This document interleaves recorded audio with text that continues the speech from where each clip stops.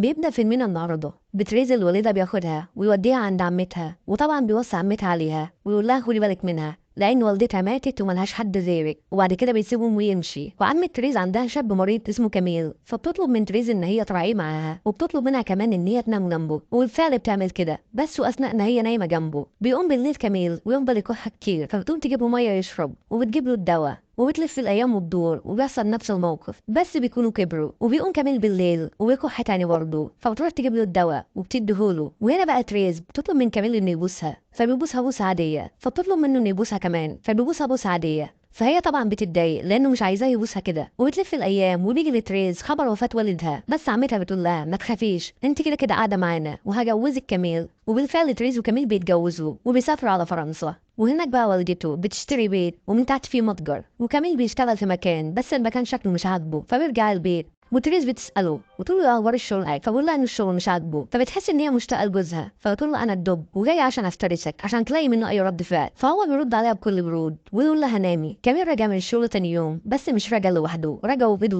لوران صاحب الطفوله، ويعرف كل اللي موجودين عليه، بيعرف تريز مراته ويعرف امه ويعرفهم كمان ان هو رسام. وبيقعدوا ياكلوا، واثناء ما هم بياكلوا بدات النظرات تكتر، وبدا لوران يتكلم ويقول ان انا مره كنت برسم واحده بس كانت صامه، ولما كنت احب اخليها تتحرك كنت بروح والمسها. وقتها كان بيبص على تريز ولاحظ انها مصوره من الكلام. هنا بقى لوران رسم كميل، بس تقريبا كده والدة كميل مش عاجباها الرسمه، ولكن في الاخر بتقول له تسلم ايديك. وهنا بقى لوران عرض على تريز انه يرسمها، وخرج كميل ووالدته، ولوران بيقول لها اخلعي، فبتقول له مفيش وقت. وبكده ما بقاش في صداقه، لان لوران باع صاحبه وعمل كل حاجه مع مراته. بس في الحقيقه دي ما كانتش اول مره، لان الموضوع اتطور وبدا يروح لها كل شويه. حتى في وقت الشغل المعروف ان في وقت للراحه، فكان بيسيب صاحبه في الشغل ويروح لمراته. بس الزوج المخدوع حس بتغير مراته ناحيته، فبدا يتكلم مع صاحبه ويقول له انا حاسس ان مراتي متغيره من ناحيتي ومش عارف اعمل ايه. فبدا يقول له حاول تتاقلم مع الوضع بس بنظرات خبيثه.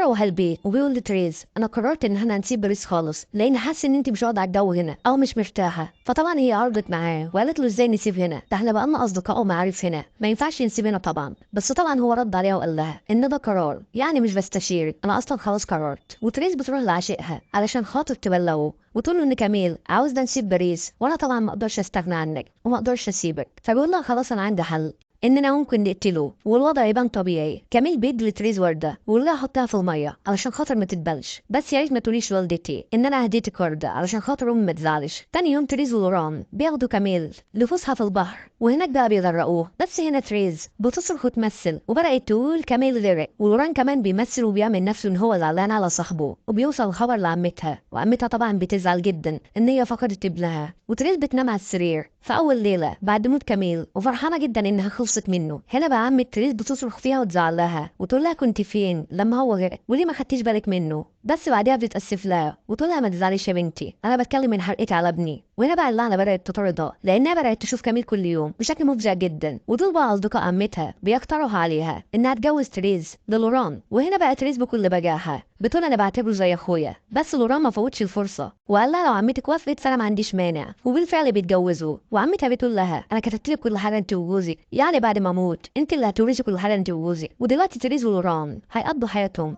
في نفس المكان اللي كان فيه كميل. وعمة تريز جابت صورة كميل وعلقتها لهم في الأوضة، بس هي دخلتهم بتتحول للعنة، لأن تريز بتزعق وتقول له أنت قتلته إزاي؟ أنا كنت مغمض عيني، وكل اللي سمعته منه إن هو كان بيقول تريز. وبكده حياتهم بتتقلب لجحيم. وتاني يوم بياخدوا عمتها عشان خاطر يفسحوها لأنها تعبانة من أثر فراق ابنها. بس بعد ما بيخرجوا عمتها بتشوف صورة ابنها فبتتخرس وتتشل، وبيروحوا البيت. ولوران بيقول لتريز عايزين نعيش حياتنا طبيعية، فبتقول له أنا مش طايقاك من بعد ما قتلت كميل. فبيرد عليها ويقول لها انا ما قتلتوش لوحدي، احنا قتلناه انا الاثنين. وهنا بقى عمتها بتسمع كل حاجه، بس هي ما فيش في ايديها حاجه تعملها لانها حتى ما بتقدرش تتحرك ولا حتى بتتكلم. وهنا بقى تريز بتعاتب عمتها وتقول لها انت السبب في كل اللي حصل، لانك ما بصيتيش غير لمصلحه ابنك وبس وما همكيش انا عايش حياتي ازاي. وهنا بقى عمتها بتوقع ازازه حبر على الارض وبتكتب بيها ان لوران وتريز هما اللي قتلوا كميل. وصاحبتها فعلا بتشوف الرساله. تريز بعد كده بتطلع على بار علشان خاطر تسكر فيه، ولوران بيطاردها ويطلب منها انها ترجع البيت علشان يعيشوا حياتهم طبيعيه، بس هي بتجيهه وتقول انا مش طايقاك. بس بعدها تريز بتروح تنهار قدام عمتها وتقول لها يا ريت تسامحيني وانا هعمل كل اللي انت عايزاه، انا هموت نفسي بس قولي ان انت مسامحاني. وبالفعل تريز ولوران بيروحوا يقعدوا على البحر